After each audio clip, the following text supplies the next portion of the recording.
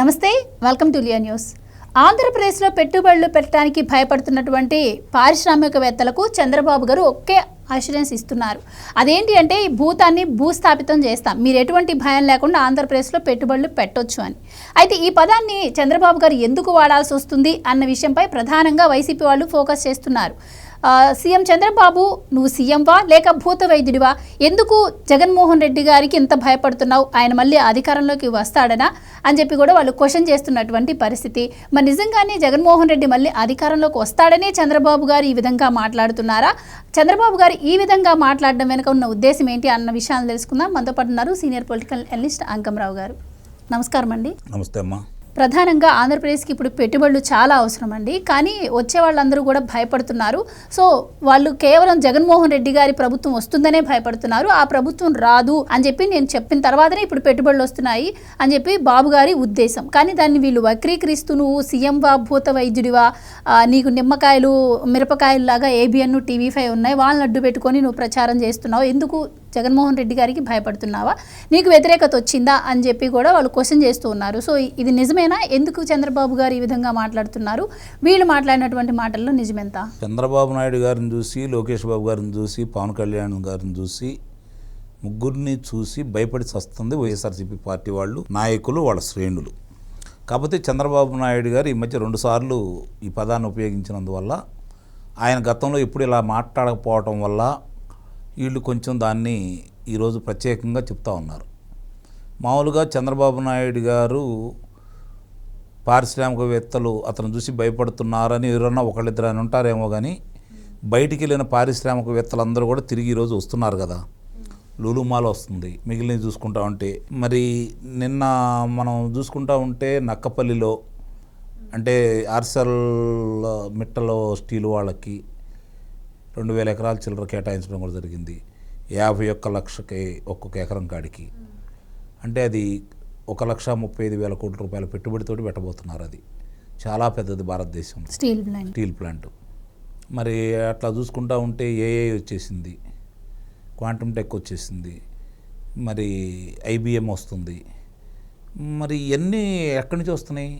అతను చూసి భయపడితే ఎందుకు వస్తారు వీళ్ళు? ఒకవేళ ఏదన్నా భయం ఏదన్నా ఉంది అని చెప్పని శ్రేణులకు కావచ్చు, ఎవరికన్నా అంటే భయం లేకుండా ఉండండి చెప్పడానికి మాట్లాడుతున్నారేమో, కానీ అది చంద్రబాబు నాయుడు గారు నోటి వెంబడి వచ్చేసరికి విపరీతంగా ఆలోచిస్తున్నారు వీళ్ళు.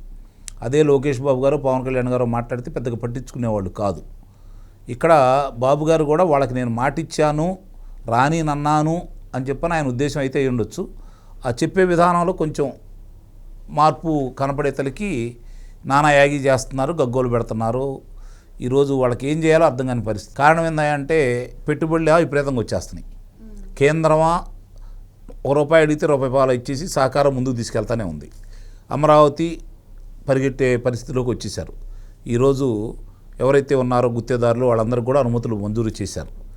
మరి అట్లా పోలవరం 12,500 కోట్ల రూపాయలు తెచ్చుకున్నారు. అది వేగవంతంగా పనులు జరుగుతూనే ఉన్నాయి. 2026 ఆఖరికల్లా మొదటి దశ పూర్తి చేయాలని సంకల్పంలో ఉన్నారు. నిస్సందేహంగా కూడా పూర్తి చేస్తారు, అందులో ఎలాంటి సందేహం కూడా ఏం లేదు. అది చాలదన్నట్టు ఇప్పుడు వాళ్ళకి నిద్ర పట్టనీయకుండా చేస్తుంది ఏంటంటే, ఆ రోజు జగన్మోహన్ రెడ్డి కేసీఆర్ కలిసి మాట్లాడుకున్నప్పుడు బనకచెర్ల అనేది వాళ్ళ ఆలోచన కూడా వచ్చినప్పుడు వాళ్ళు ఏం ఆలోచించారంటే, అతను స్వార్థం కొద్దీ కేసీఆర్ ఆ రోజు తెలంగాణలో గుండా పోసే పథకాన్ని తీసుకురావడానికి ప్రయత్నం చేశాడు. అంటే తెలంగాణ భూభాగంలో కొంత వచ్చేటట్టుగా. ఇప్పుడు చంద్రబాబు నాయుడు గారు ఇప్పుడు జరుగుతున్న పరిణామాలని చూసుకున్న తర్వాత ఎప్పుడైనా సరే మందంటూ దాంట్లో కలిసి ఉంటే ఇవాళ కాదు రేపైనా తలకాయని వస్తాయి అనే ఉద్దేశంతో ఆయన వైకుంఠపురం కాడ మొదలు పెట్టేసుకొని మిగిలిన ఏ విధంగా తీసుకెళ్లాలని చెప్పి ఆలోచించుకొని ఆంధ్ర భూభాగంలోనే మాత్రమే తీసుకెళ్తున్నారు. ఇది వాళ్ళకి మింగుడు పట్టల. ఇది కనుక పూర్తయితే ఏం మాట్లాడాలో కూడా అర్థం కాదు కదా. నిజంగా కనుక అది కనుక పూర్తయితే ఈరోజు 7,41,000 ఎకరాల భూమి సాగులోకి వస్తుంది. ప్రకాశం జిల్లా కావచ్చు, నెల్లూరు జిల్లా కావచ్చు, రాయలసీమ కావచ్చు. నెల్లూరు జిల్లాలో మెట్ట ప్రాంతం, ప్రకాశం జిల్లా చాలా వరకు, రాయలసీమ మిగిలిన 4 జిల్లాలకు సంబంధించి ఇవన్నీ సస్యశ్యామలం అయిపోతూ ఉంటాయి. దీనివల్ల తెలంగాణకు కూడా ఉపయోగం. రాజకీయంగా వాళ్ళకు వచ్చే వాటాని వీళ్ళు లాక్కొని వాళ్ళకి రానియకుండా చేయడానికి వీళ్ళు కింద ఉన్నారు. ఆంధ్రప్రదేశ్ అనేది కింద ఉంది. వరద నీళ్ళు వస్తే 3,000 టీఎంసీలు సముద్ర పాలు కాకుండా అందుట్లో వీళ్ళు ఎంత చేసినా కూడా 200 టీఎంసీలే వాడుకునేది. 200 టీఎంసీలే వీళ్ళు వాడుకోవడానికి అవకాశం ఉంటుంది. అది కూడా వరదలు వచ్చినప్పుడు 100 రోజులు రోజు 2 టీఎంసీల కాడికి ఎత్తిపోసుకోవాలని వీళ్ళ ప్రయత్నం. దానికి ఎంత ఖర్చు అయింది ఏంది సమగ్రంగా అన్ని లెక్కలు చూసుకొని అవన్నీ వాళ్ళకి అందజేసిన తర్వాతే ముందుకెళ్ళిద్ది. ఎవరెన్ని కత్తులు అడ్డం పెట్టినా ఎవరు దాని గురించి ఏం మాట్లాడుకున్నా కూడా అది మాత్రం జరిగి తీరుతుంది. చంద్రబాబు నాయుడు గారు 2-3 సంవత్సరాల్లోనే దాన్ని అయితే పూర్తి చేస్తాడు. అదేంటంటే ఆయన సంకల్పం అది. ఇప్పుడు కేంద్రం కూడా నదుల అనుసంధానానికి ముందుకు వస్తుంది. ఈ వృధా పోయే నీరు ఇంకోళ్ళ దగ్గర నుంచి లాక్కోవట్లేదు. మీరు కట్టుకోండి అంటున్నాడు. మీకు ఏదైనా అవకాశం ఉంటే కట్టుకోండి, మిగిలిన నీళ్ళే తీసుకుంటారు. ఇప్పటి వరకు జరుగుతూ ఉన్నాయి.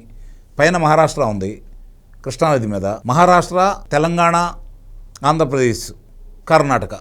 ఇప్పుడు 4 కదా, ఇంతకుముందు 3, విశాలాంధ్ర ఉండగా 3, ఇప్పుడు తెలంగాణ కూడా విడిపోయింది కాబట్టి 4.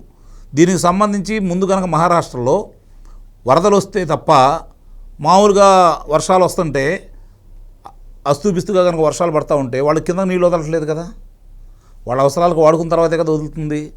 ఆ తర్వాత కాస్త ఎక్స్ట్రా వస్తే కర్ణాటక వాళ్ళు ఆపేసుకుంటున్నారు. వరదలు వచ్చినప్పుడు ఆనకట్లు ఎక్కడ కొట్టుకుపోతాయి అని చెప్పి కిందకు వదులుతున్నారు. మన మీద ప్రేమతోటి కాదు కదా. కాబట్టి దీన్ని బట్టి అర్థం చేసుకోవాల్సింది ఏంటంటే కిందకు వచ్చినవి ఇప్పుడు ఈ దౌర్భాగ్య స్థితి ఏంటంటే కేంద్రం కూడా దీని గురించి పరిగణలో తీసుకోకుండా వరదలకు ఏదన్నా అదనంగా కిందకు వస్తే అవి కింద వాళ్ళు వాడుకుంటే దాన్ని కూడా ఎగ్గడుతున్నారు. ఎందుకంటే దౌర్భాగ్యం ఏముందో నాకేం అర్థం కావట్లేదు. ఇప్పుడు వాళ్ళకి రావాల్సిన వాటా కాదని అదనంగా తీసుకుంటే మాట్లాడుకోవాలి. మిగులు నీళ్లు వాళ్ళు వదిలేసిన నీళ్లు మన మీద దయతో వదలట్లేదు. వాళ్ళు వదిలేసిన నీళ్లు దానికి సంబంధించి అంటే ఎప్పుడు కూడా రాజకీయంగా మాది పైచేయి ఉండటం కోసం మా మీద ఆధారపడాలని కేంద్రం ఆడుతున్నటువంటి దౌర్భాగ్యపు నాటకం అన్నమాట ఇది.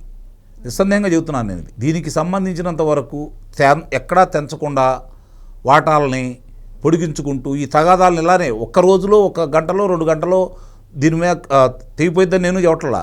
దాన్ని కూర్చోబెట్టి మాట్లాడుకొని ఇదిగో ఇన్ని వస్తాయి మీరు ఎట్లానే చేసుకోవాలి, వరదలకు వచ్చేదానికి మీకేంటి సంబంధం, ఇప్పుడు వరదలు కూడా లెక్కేస్తున్నారు కదా వీళ్ళు, దీనికి మీకేంటి సంబంధం, కిందకి వెళ్ళేదానికి మీకేంటని చెప్పని ఒక్క మాట గట్టిగా చెప్తే అసలు ఎక్కడ దీని గురించి మాటలనే ఉండవు ఇంకా. కానీ వాళ్ళు ఈ తగాదాలు ఎలానే ఉండాలి, మా మాటలే ఇంటా ఉండాలి, మా చేతుల్లోనే ఉండాలి, రాష్ట్రాలకు పెత్తనం ఉండకూడదనే ఆలోచనతో వాళ్ళు చేస్తున్నది.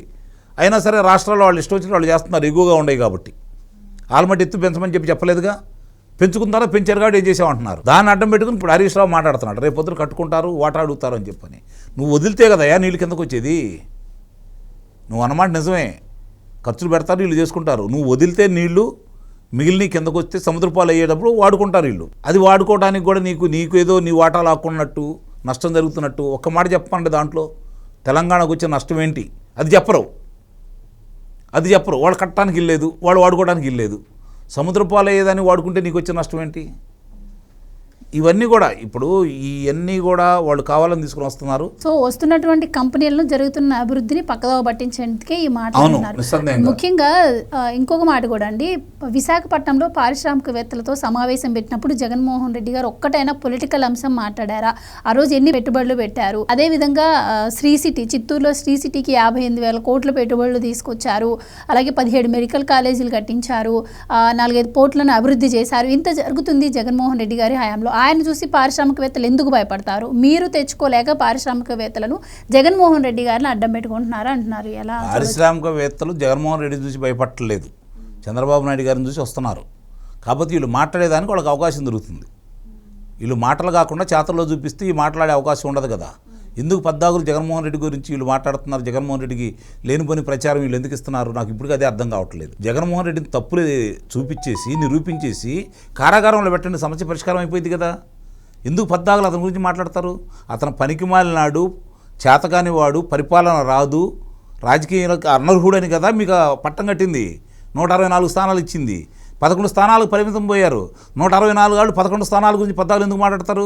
అతను ఈరోజు రాజకీయంగా సమాధి అయిపోయాడు. అంటే మీరు ఎంత కాదన్నా ఆయన ఇప్పుడు ప్రజెంట్ ఎమ్మెల్యే, గతంలో సీఎంగాను పనిచేశారు. ఆయనకుండే అభిమానులు ఆయనకుంటారు, ఆయనకుండే ఫ్యాన్స్ ఆయనకుంటారు, ఆయనకుండే ఓట్లు ఆయనకి ఉంటాయి కదండి. ఉండొచ్చు, దాన్ని ఎక్కువగా ఊహించుకోవద్దు అన్నాను నేను. ఉంటే 11 స్థానాలు ఎందుకు వస్తాయి అంటే అతను పరిపాలన చూశారు కాబట్టి. 151 స్థానాలు ఉండి మామూలుగా 11 స్థానాల నుంచి 151 వెళ్ళడం పెద్ద విశేషం కాదు. 150 నుంచి 11 స్థానాలు దిగజారిపోయారంటే అంతకంటే దౌర్భాగ్యం ఉంటుంది. అంటే అతని మీద ఎంత వ్యతిరేకత ఉంటే ఆ స్థానానికి వచ్చేసారు అతను. అంటే ప్రజలు ఎంత అసహించుకున్నారు అతన్ని.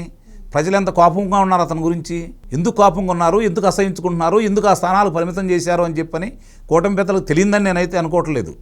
తెలుసు. కానీ మీకు అతను ఇప్పుడు ఆ బ్రాండ్ అంబాసిడర్గా మారాడు, అది గుర్తించట్లా మీరు. మీకు అతను బ్రాండ్ అంబాసిడర్గా మారాడు. మీరు చెప్పుకోలేని, మీరు ప్రచారం చేయలేని అతను మీకు చేసి పెడుతున్నాడు. మీరు అతను తప్పులు బయటకు తీయలేని అతనే బయటకు వచ్చేసి ఈరోజు చెప్పి వాళ్ళందరూ మీకు దొరుకుతున్నారు. కాబట్టి అతని గురించి మీరు మాట్లాడొద్దు. మీ గురించి అతను మాట్లాడితే మీకు ఘనత, అతని గురించి మీరు మాట్లాడితే మీకు చిన్నతనం. అతని గురించి అసలు మాట్లాడకూడదు. అతను కావాల్సింది కూడా అదే. అతని ట్రాప్లో మీరు పడద్దు.